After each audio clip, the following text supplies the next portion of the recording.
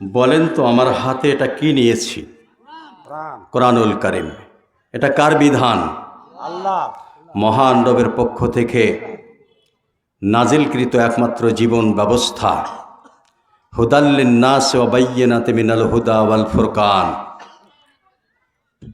কোরআনুল কারীমকে আল্লাহ সুবহানাহু ওয়া তাআলা মানুষকে সঠিক পথ দেখার জন্য, অন্ধকার থেকে আলোর পথ দেখার জন্য একমাত্র জীবন ব্যবস্থা হিসাবে নাজিল করে দিয়েছেন বিশ্ব মানবতার মহান শিক্ষক জনাবে মুহাম্মদ রাসূলুল্লাহ সাল্লাল্লাহু আলাইহি সাল্লামের ওপর। তিনি আল্লাহর পক্ষ থেকে গ্রন্থ তার উপরে নাজিল হওয়ার পরে বিশ্ব মানব সভ্যতার মাঝে আল্লাহ পাকের হুকুমে এই কোরআন মানুষের কাছে পৌঁছে দিয়েছেন, ঠিক কিনা? দেওয়ার পরে তিনি বলেছেন,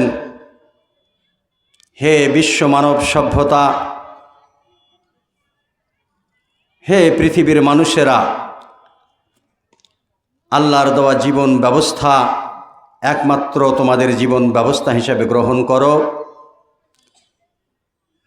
মানুষের দেখানো পথ আর মত, মানুষের কোনো আদর্শ তোমরা অনুসরণ করো না।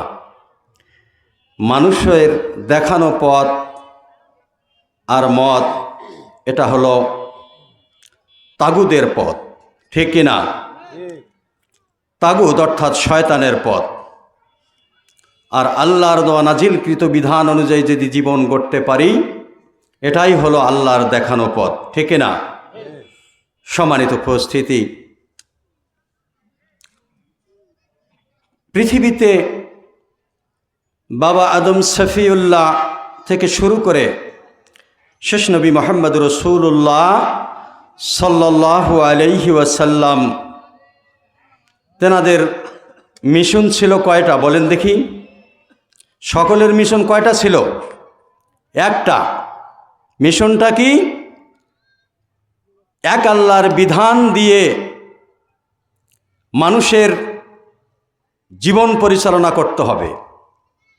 মানুষের ব্যক্তি জীবন, পারিবারিক জীবন, সামাজিক জীবন, রাষ্ট্রীয় জীবন, প্রত্যেকটা সেক্টরকে কোরআন দিয়ে সুসজ্জিত করতে হবে। হুকুমকার আল্লাহ সুবহানাহু ওয়া তাআলার। আমরা কি কোরআন দিয়ে আমাদের ব্যক্তি জীবন পরিচালনা করছি? আল্লাহর দেওয়া বিধান দিয়ে করছি না। তা আল্লাহর দেওয়া জীবন বিধান দিয়ে যদি আল্লাহ হুকুম করে, আলা লাহু খালকুল আরদ, সৃষ্টি যার, হুকুম চলবে তার, কথাকার আল্লাহ সুবহানাহু ওয়া তাআলার। সম্মানিত হাজরিন, কিন্তু আমরা মুখে যতটুকু বলি যে কোরআন হলো আল্লাহর নাজিলকৃত বিধান, এই বিধান হলো মানুষের একমাত্র জীবন ব্যবস্থা। কোরআন যদি কোনো বান্দার জীবনে, কোনো বান্দাকে আমল করে, এই কোরআন অনুযায়ী যদি সে তার জীবনকে পরিচালনা করতে পারে, তাহলে পৃথিবীর জমিনে একজন আদর্শিক মানুষ হিসাবে সে প্রতিষ্ঠা লাভ করবে, ঠিক কিনা? কিন্তু কোরআন থেকে আজ মানুষ জাহিলিয়াতের দিকে দৌড়াচ্ছে, মানুষ জাহিলিয়াতের দিকে, কুফরি মতবাদের দিকে দৌড়াচ্ছে। সম্মানিত হাজরিন, যে কোরআন আমি আপনি পেয়েছি, যে কোরআন আমরা আজকে খোলামেলাভাবে যেখানে মন চায় সেখানে তেলাওয়াত করি, কোরআনের কথা বলতে পারি, এই কোরআনকে মানুষের কাছে পৌঁছে দিতে গিয়ে বিশ্ব মানবতার মহান নেতা, মানবতার মহান আদর্শ, সৃষ্টিকুলের সর্বশ্রেষ্ঠ মহান ব্যক্তিত্ব, বিশ্ব মানব সভ্যতাকে যিনি অন্ধকার থেকে আলোর পথ দেখাইয়েছেন, তিনি কে বলেন দেখি? মুহাম্মদ রাসূলুল্লাহ সাল্লাল্লাহু আলাইহি সাল্লাম। কোরআন কি আমরা এমনি এমনি পেয়েছি? কোরআন, এই কোরআন পাইতে গিয়ে, কোরআনের দাওয়াত দিতে গিয়ে,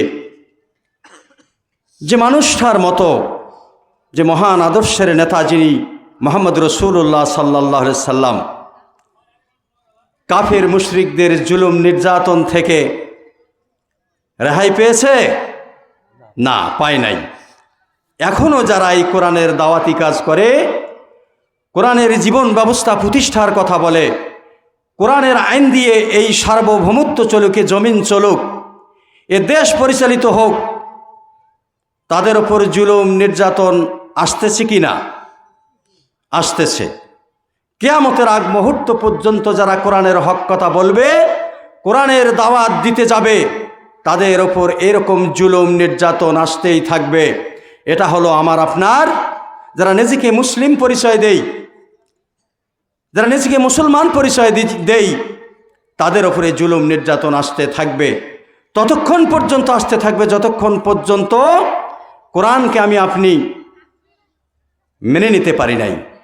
কোরআনের আদর্শকে প্রতিষ্ঠা করার জন্য যতক্ষণ পর্যন্ত আপনি অব্যাহত প্রচেষ্টা রাখতে পারেন নাই, ততক্ষণ পর্যন্ত এই জুলুম নির্যাতনের শিকার হতে হবে। মহতারাম হাজরিন, আমি যে আয়াতে কারিমা তেলাওয়াত করেছি, বর্তমান বাংলাদেশ সহ সারা পৃথিবীতে যে প্রেক্ষাপট বিরাজ করতেছে, শুধু বাংলাদেশ নয়, সারা পৃথিবীতে কাফির মুশরিক ইহুদি নাসারা যারা কোরআনের বিরুদ্ধে প্রচার প্রসারণা চালায়, যারা আল্লাহর জমিন কোরআন দিয়ে পরিচালিত হোক যারা চায় না, এই কাফির মুশরিকরা সারা বিশ্বের মুসলমান নর নারীর ওপর জুলুম নির্যাতন করছে, ঠিক কিনা?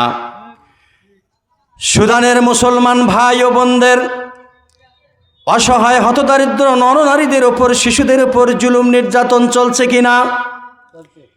ফিলিস্তিন সহ আরব বিশ্বের সমস্ত মুসলিম কান্ট্রিগুলোতে কাফির মুশরিক অমুসলিম সম্প্রদায় যারা মুসলমানদের ধরে ধরে দিনের মধ্যে জবাই করছে, শিশুদেরকে একত্রিত করে গর্ত খনন করে তাদেরকে গুলি করে বোমা বিস্ফোরণ করে অসংখ্য শিশুকে হত্যা করা হচ্ছে, ঠিক কিনা? সারা বিশ্বে, আরব বিশ্ব সহ সারা বিশ্বের মুসলমানেরা নীরব নিস্তব্ধ অবস্থায় জীবনযাপন করতেছি। সম্মানিত হাজিরিন, এটা কোনো মুসলমানের চরিত্র হতে পারে না।